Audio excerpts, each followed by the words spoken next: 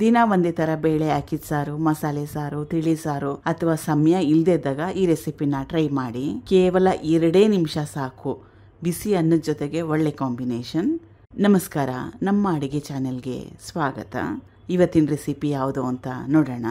ದೊಡ್ಡ ಲಿಂಬೆಹಣ್ಣು ಗಾತ್ರದಷ್ಟು ಹುಣಸೆ ಹಣ್ಣು ಅರ್ಧ ಗಂಟೆಗೆ ಮುಂಚೆ ಅರ್ಧ ಲೀಟ್ರಷ್ಟು ಅಥವಾ 3/4 ಲೀಟ್ರಷ್ಟು ನೀರಲ್ಲಿ ನೆನೆ ಹಾಕಿದ್ದೆ. ಹುಣಸೆ ಹಣ್ಣು ಮೆತ್ತಗಾದ್ಮೇಲೆ ಚೆನ್ನಾಗಿ ಕಿವುಚಿ ಬೀಜ, ನಾರು, ಸಿಪ್ಪೆನೆಲ್ಲ ತೆಗೆದಿಟ್ಟಿದ್ದೀನಿ. ಇದಕ್ಕೆ ಬೇರೆ ಪದಾರ್ಥಗಳನ್ನ ಸೇರಿಸ್ಕೊಳ್ಳೋಣ. ಸಣ್ಣದಾಗಿ ಕಟ್ ಮಾಡಿ ಇಟ್ಕೊಂಡಿರೋ 1 ದೊಡ್ಡ ಈರುಳ್ಳಿ ನಾನು ಸಣ್ಣದಾಗಿ ಕಟ್ ಮಾಡಿ ಸೇರಿಸ್ಕೊತಾ ಇದ್ದೀನಿ. ಆದರೆ ನಿಮ್ಮ ಮನೇಲಿ ಒರಳಿದ್ರೆ ಚೆನ್ನಾಗಿ ಈರುಳ್ಳಿನ ಕುಟ್ಟಿ ಸೇರಿಸಿ.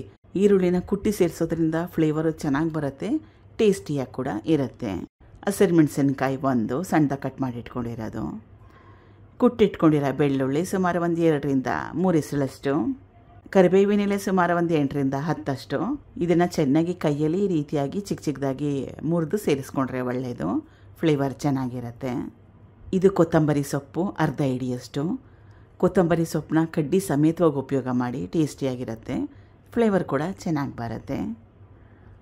ರುಚಿಗೆ ತಕ್ಕಷ್ಟು ಉಪ್ಪು.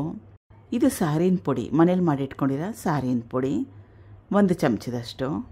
ಇವಾಗ ಎಲ್ಲ ಪದಾರ್ಥಗಳನ್ನ ಚೆನ್ನಾಗಿ ಈ ರೀತಿಯಾಗಿ ಕಿವುಚ್ಕೋಬೇಕು. ನಾನು ಮೊದಲೇ ಹೇಳ್ದಂಗೆ ಮನೇಲಿ ಏನಾದರೂ ಒರಳಿದ್ರೆ ಒರಳಲ್ಲೇ ಈ ಪದಾರ್ಥಗಳನ್ನೆಲ್ಲ ಹಾಕಿ ಚೆನ್ನಾಗಿ ಕುಟ್ಟು ಉಪಯೋಗ ಮಾಡಿ, ಇನ್ನೂ ಟೇಸ್ಟಿಯಾಗಿ ಚೆನ್ನಾಗಿ ಬರುತ್ತೆ. ಇಷ್ಟ ಇದ್ದರೆ ಸ್ವಲ್ಪ ಜೀರಿಗೆನ ಕೂಡ ಉಪಯೋಗ ಮಾಡ್ಬೋದು. ಕಿವುಚ್ಕೊಂಡಿದ್ದಾಗಿದೆ. ಇದಕ್ಕೆ ತುಪ್ಪದ ಒಗ್ಗರಣೆನ ಸೇರಿಸ್ಕೊತಾ ಇದ್ದೀನಿ. ಒಗ್ಗರಣೆಗೆ ಸಾಸಿವೆ, ಹಿಂಗು, ಕರಿಬೇವಿನ ಸೊಪ್ಪನ್ನ ಉಪಯೋಗ ಮಾಡಿದ್ದೆ.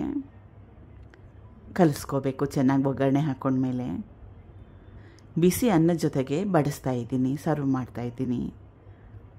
ಟ್ರೈ ಮಾಡಿ ನೋಡಿ. 2 ರಿಂದ 3 ನಿಮಿಷದಲ್ಲೇ ಮಾಡ್ಕೋಬೋದು. ಬೇಳೆ ಬೇಯಿಸ್ಕೊಳ್ಳೋದು, ಮಸಾಲೆ ರುಬ್ಬೋದು ಯಾವುದೂ ಅವಶ್ಯಕತೆ ಇಲ್ಲ. Thank you for watching. ಧನ್ಯವಾದಗಳು.